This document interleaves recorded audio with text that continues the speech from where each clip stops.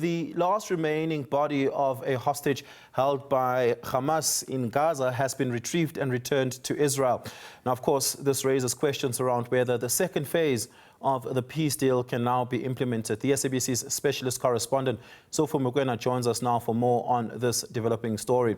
Sophie, good evening. Thank you so much for your time. The release of the last hostage means the implementation of the second phase of the peace process must take place now and must get through with it. But is that likely to happen?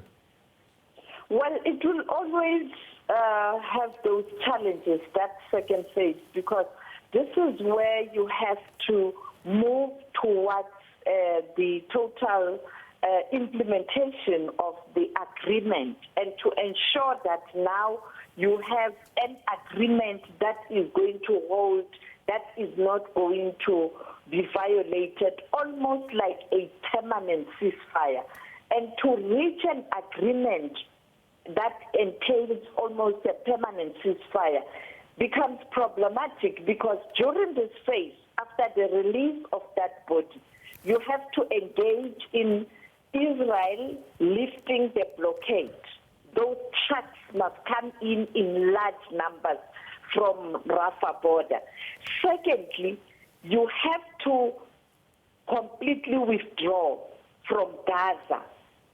And it's not going to be easy. Israel will continue to argue the challenges as it relates to its security. As we saw earlier on, Prime Minister Benjamin Netanyahu saying that Hamas must be disarmed first, or must disarm demilitarization of Gaza before you can talk about reconstruction.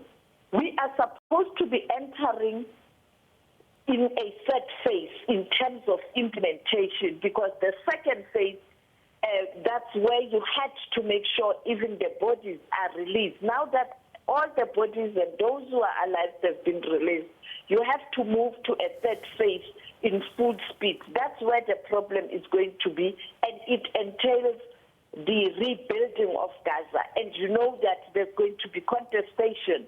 Who is going to provide security? Who is going to lead?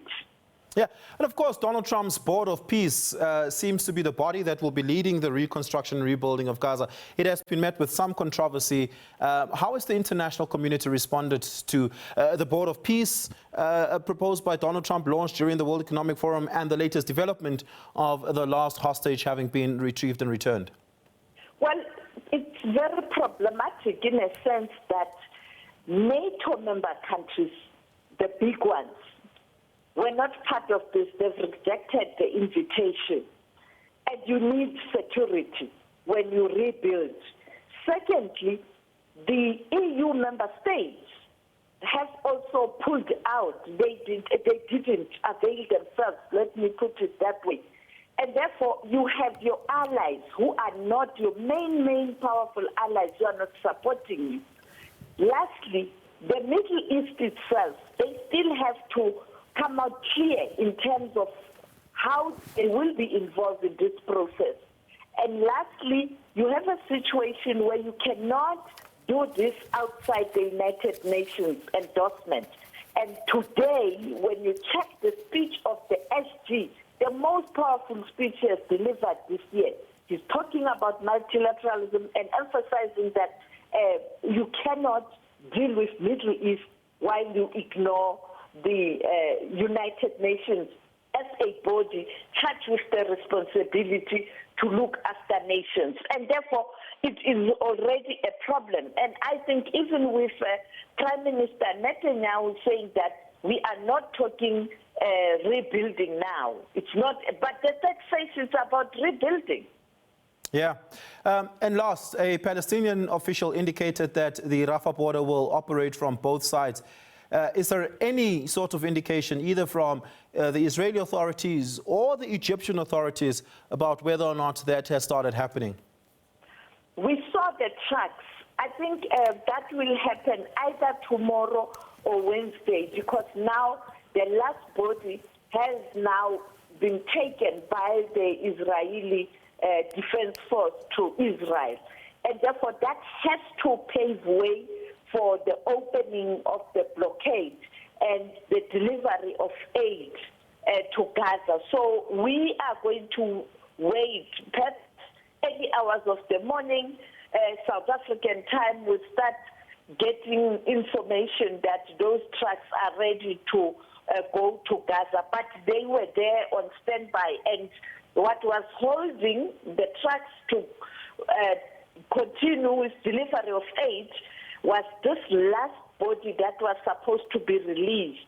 And therefore, now that it has been taken to Israel, that has to happen. But with the Middle East, you can't trust anything.